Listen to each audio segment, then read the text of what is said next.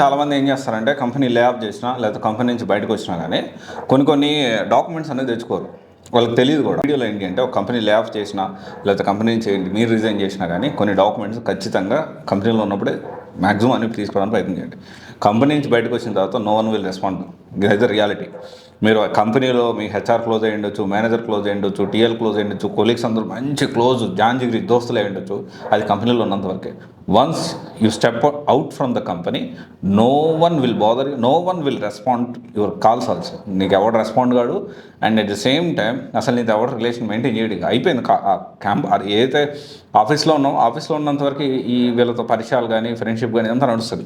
So అది గుర్తుపెట్టుకోండి, మైండ్ఫుల్గా ఉండండి ఈ విషయంలో. అండ్ దీనికి సంబంధించి రిలీవింగ్ లెటర్ తీసుకోవాలి, ఖచ్చితంగా రిలీవింగ్ లెటర్ తీసుకోవాలి, ఎక్స్పీరియన్స్ సర్టిఫికేట్ తీసుకోవాలి, ఫుల్ అండ్ ఫైనల్ సెటిల్మెంట్. దీనివల్ల ఎన్ని ప్రాబ్లమ్స్ వస్తాయి తెలుసా?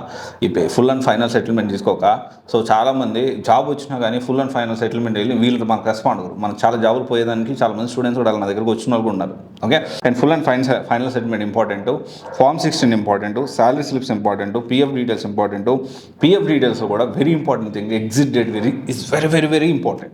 ప్రాపర్ ఎగ్జిట్ అనేది ఉండాల్సిన అవసరం ఉంది. ఎందుకంటే it is going to reflect కనిపిస్తుంది. సో ఈ మధ్య కొత్తగా ఈ డెలీట్ ఆప్షన్ వచ్చింది, కానీ జనరల్గా ఏంటి అంటే పిఎఫ్ అనేది ఖచ్చితంగా ఎగ్జిట్ ఆప్షన్ అనేది మనం తెలుసుకోవాలి.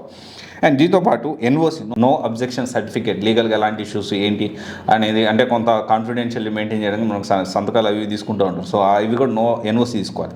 దీంతోపాటు మన జీతంలో నుంచి కట్ చేస్తూ ఉంటారు. ఏంటి ఈ మెడికల్ ఇన్సూరెన్స్ అని ఇవన్నీ కట్ చేస్తూ ఉంటారు. దానికి సంబంధించిన మన డబ్బులు కట్ చేసినప్పుడు డెఫినెట్లీ మనం దానికి సంబంధించిన తెలుసుకోవాల్సిన అవసరం ఉంది. అండ్ ఇంకోటి వచ్చేసి ఏంటి అంటే ఈ మొత్తం కూడా అండ్ మనకి ప్రాపర్గా టీడీఎస్ కడుతున్నారా లేదా దానికి సంబంధించిన డీటెయిల్స్ ఎవ్రీథింగ్ మనం తెలుసుకోవాల్సిన అవసరం ఉంది. ప్రతి ఒక్కటి కంపెనీ నుంచి బయట అడుగు పెట్టక ముందే కూర్చొని ఇది కావాలి ఇది అని చెప్పి చెక్ లిస్ట్ వేసుకొని ఆ కంపెనీ నుంచి అన్ని డాక్యుమెంట్స్ తీసుకోండి.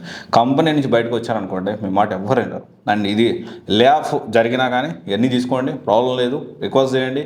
ఒకవేళ ఫేక్ బిట్ దొరికినా కానీ తీసుకోండి, రిక్వెస్ట్ చేయండి, ప్రాబ్లం లేదు. అండ్ ఎట్లయినా కానీ ఖచ్చితంగా మీరు బద్దలు ఆడుకోవడం, బామాలుకోవడం ఏదో ఒకటి ఈ డాక్యుమెంట్స్ అనేది తీసుకోవడానికి ప్రయత్నం చేయండి.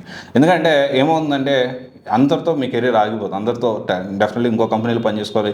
సరే తెలుసో తెలియక తప్పు చేశారు. సో నెక్స్ట్ అన్నా కానీ మనకు తప్పును రెక్టిఫై చేసుకోవడం లేదా ఇంకోటో కెరీర్లో ముందుకు వెళ్ళాల్సిన అవసరం ఉంది. ఈ డాక్యుమెంట్స్ అన్నీ ఖచ్చితంగా తెలుసుకోండి. అండ్ ఇదైతే గుర్తుపెట్టుకోండి. Thank you.